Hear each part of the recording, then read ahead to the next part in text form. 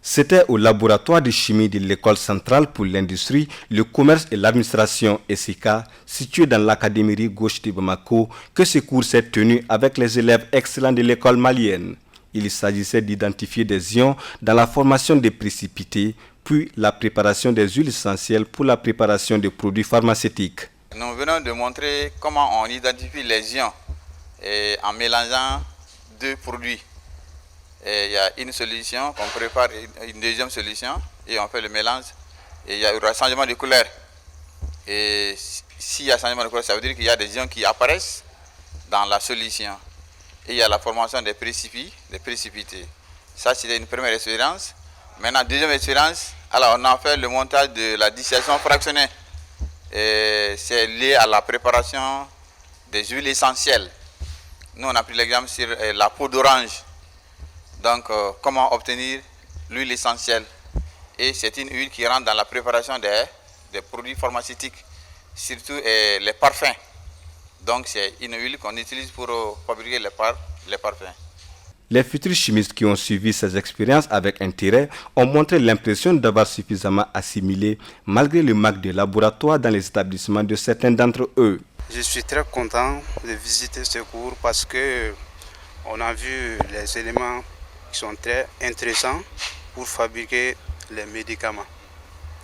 En plus de ça, il y a dans un autre côté, il y avait un instrument qui fabrique les produits.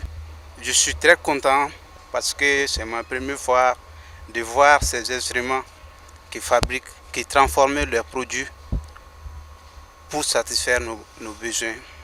J'ai vu beaucoup de choses que je n'avais pas vues à l'école.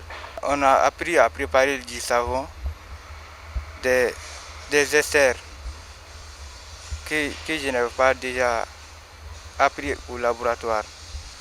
Dans notre école, il n'y avait pas de laboratoire, mais vu les situations d'ici, moi j'ai beaucoup compris.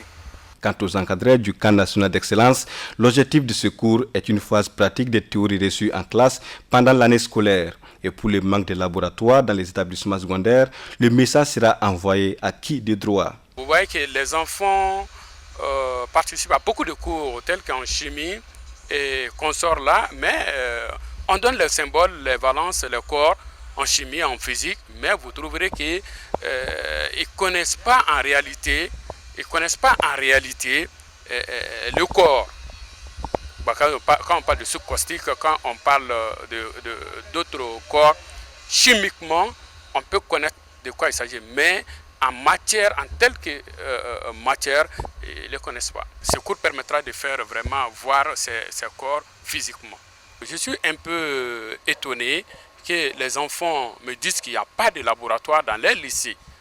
On ne peut pas, tel que dans les séries biologie, physique, chimie, on ne peut pas enseigner ces matières-là sans avoir un laboratoire. Dans les cas des charges, c'est une exigence.